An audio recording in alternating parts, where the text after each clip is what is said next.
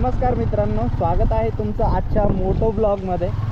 तर सगळ्यात पहिला विषय असा आहे की तुम्हाला माझा जो आवाज आहे तो खूप जास्त कमी येत असेल, बिकॉज मी माईक ॲडॅप्टर नाही लावलेलं आहे। वरून पाऊस चालू होता, मी म्हटलं जर का माईक ॲडॅप्टरमध्ये आणि किंवा माईकच्या त्या केबलच्या तिथे कनेक्टरजवळ जर का पाणी लागलं तर ते 100% खराब होणार।